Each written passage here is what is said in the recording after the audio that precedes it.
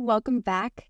I'm Mariah. I'm Kelsey. And this is Mischief Story House podcast. Yes, where we're telling the story of Immanuel, a Christmas story. How many times can we say story in the next 30 seconds? Story. Well done. That was what I was hoping for. And we just talked about how this whole project got off the ground. But now, where are we now? Well, in our last episode, we talked about how we wrote this thing. Yes.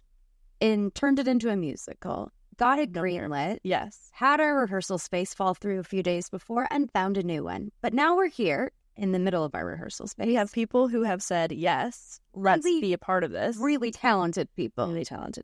Who have their degrees in acting. Have so much experience. And for free are coming to our show. Yep. To participate. And they're phenomenal. We have professional actors, comedians, singers. It's like, what? Who are we? And the pressure's on. The pressure is on. And also the ignorance is bliss is setting in. I don't think we really knew what we were getting into.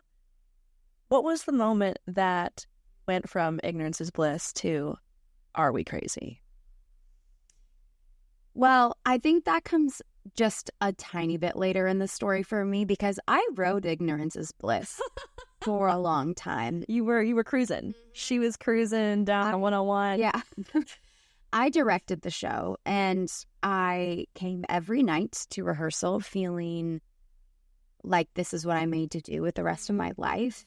I felt super powerful. I felt I'm the type of person, or maybe not the type of person, but rather I have the type of protectors where when I feel stressed or insecure, I want to get sharp and harsh and bossy. And I didn't really feel any of that. Like I felt the most Mariah the whole time. Oh, beautiful. I felt open and warm. And I'm not saying it was all perfect. And I was always like, I mean, my parents were involved and my brother was involved, and just family dynamics are always the ones that are going to push your buttons, and also the ones that I felt the most belief from them as well. So there was that, but I really felt close to myself, and I really felt close to the Lord through the whole process. And I think that felt like such a beautiful thing because I had been on this journey for the past year where I was really upset with God, and I didn't really feel like he deserved my attention or time because I felt like he had failed me. And I know that's probably not like biblical, but that's how I felt. And so I was really wrestling through this experience with God. And honestly, being in the middle of Immanuel, writing it, directing it, seeing it over and over again, I felt the Lord. And I was like, oh, this is cool. It feels like you're wooing me out of my pain story by something that I really love and connecting with me on something that I really care about. Yeah. And so I think that was, I felt near to a source of love, near to a source of comfort inside of that in a way I hadn't felt in a long time. And then just getting to run a ship felt so fun. I loved the captain feeling. And you did it so well. You did it with you have so much experience, like from the emotional health space, leading people with just being attuned kind of to emotions that might come up. And I always was so impressed at how you would navigate rehearsals. Very different from past rehearsal experiences I had, where it's very much the person is the boss. They're making all the calls. They're kind of lording over. I felt like you did such a good job of you're collaborating and I have a vision. Yeah. And that was so reassuring. It brought out a lot of really beautiful collaboration and creativity. Yeah. That was not at least it wasn't in my mind when we jumped into the rehearsal process. Where the show ended in December from where we started end of October, completely different. Yeah, totally. In a good way. Yeah. And I think we at the end of the show, we had so much buy-in from people. I wonder why that was, because I have never felt so much ownership over a show that I've acted in. And we kind of looked back and talked through it. And I think that collaboration aspect where there's a vision, we're going this way. It's not like, oh, I don't know what's happening. Hopefully you can help me, Mhm. but like, hey, I want you to see what you can create here with what you know of the character that you've been given. And we just found some really beautiful choreography, funny moments, and music parts that just were not even in our idea. And I think that's kind of a beautiful thing about the feminine spirit is we are a little more inclined to desire collaboration and to desire the feeling of a collective family, a family. And so it was interesting to, I think so much in the entertainment industry and in theater is ran with a pretty masculine energy. And I'm not saying that that's a bad thing. There's so many good things that happen inside of that. But I also think that there's this idea that in order for me to get the best out of you, that I have to challenge you into it. I have to push you into it. I have to control you into it. I have to, like, there is going to be a punishment on the other side of it, whether it's you just feel like garbage or you lose the part if you don't give stakes are so high. Yeah. And I think we lowered the stakes for our cast and we're like, you're welcome to show up here as a human.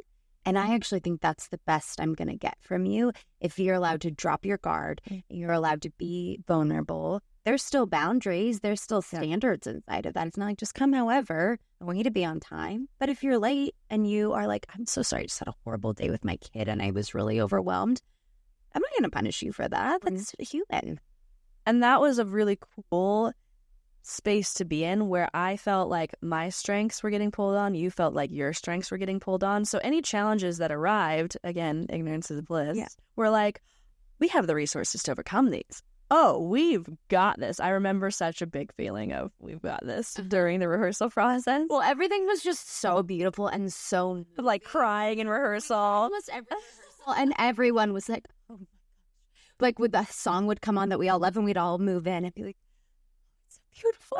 So we're like, once the community gets to see this, they're going to be so moved too. But there's so much more to a show than just writing good content and moving. Yes, the challenges that we were yet to face were well beyond our scope. Mm-hmm. I feel like I felt the moment that it turned for me of Are We Crazy was a different moment than it was for you. My moment was when we started marketing. I was like, now we're telling people that we're doing this. Because again, it's very different when you're friends, people who are like giving you immediate feedback of this. I remember the conversations we had about marketing. It's like, oh, we want how many people to come to this? And then I guess the next step, the next monster was, are they going to come to this? Yes. That was where I was like, we are nuts. We are so crazy. Because we launched our ticket link and we had one of my friends buy the first 2 tickets and we had about 30 tickets sold for a 4-show run. We just did one weekend and we had about 230 tickets we could sell at each show, which I actually don't know that we could have sold quite that many once we got everyone in there. I was like, I don't know that the last 30 people. Again, there was so much we didn't know. Yeah, we had no idea. I literally was like, I think if we sold this many, I would just count the seats when we got there that night and set up new chairs if we needed to. But once the ticket link went live, I started having meltdowns because I was like, I actually don't know if people are going to come. Yep. What if they don't see our ads? Yep. What if they don't want to come? Yep. What if they don't care about this story? Yep. And what if we're not doing a good job of telling people about the story or why it matters? And I had this reoccurring vision of being, the space is big and it feels big, especially when it's empty. It feels very big. Yeah. And I would have this reoccurring vision of me sitting at the sound booth in the back and our actors on stage doing the show and there being like 10 people in the audience. Which is not that unreasonable because we had been a part of shows in various experiences where, for whatever reason, they didn't sell well. And there's no way to pinpoint really, like, this was the one thing, which also made that feel so out of control because we had been parts of shows where tickets hadn't sold well. And then that feeling of, and there's not one thing that we can do to change that. We just have to scatter our seeds in the dirt and hope that they grow. It felt like such a great unknown. Like, we know how to direct a show. We know how to write a show. Work with people. Yep. But I don't know how to get people to come. Yeah. We're not marketing masters. No. And so luckily, Trevor Johnson, Trev Paul, came to our aid. He was like, ladies, do you need y'all need help on Instagram? So that was such a saving grace. But even then, I think I still just was like, if nobody comes, or if those 10 people come and I'm sitting in the back, that will feel like the most colossal failure. And shame, the embarrassment. Oh, I would be humiliated. Then I'm like, I don't know that I want anybody I know to come. Yeah. Because I don't want them to see that. That will feel so humiliating. And I think a thing about me is I do have high belief, but I don't have high belief coupled with it's okay to fail.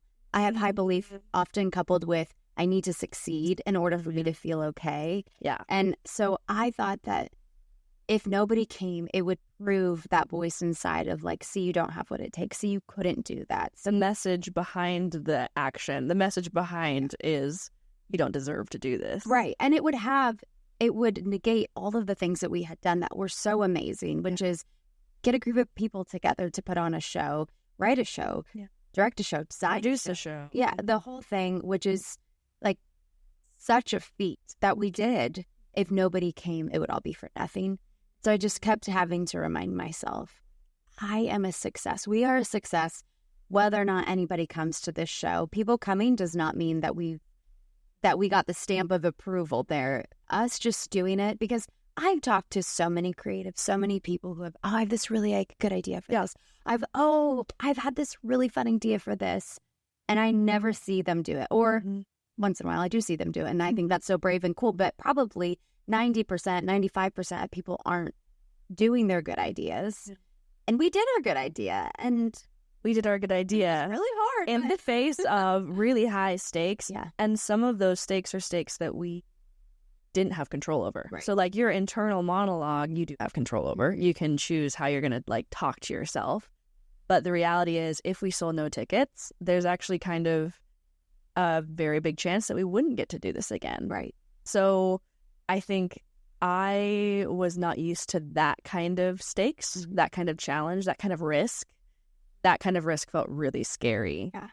I remember, though, around November when we were trying to sell tickets, feeling pretty confident in our community. Yeah. In the sense that I have been a part of productions and people buy tickets like the day of. Yeah. Or I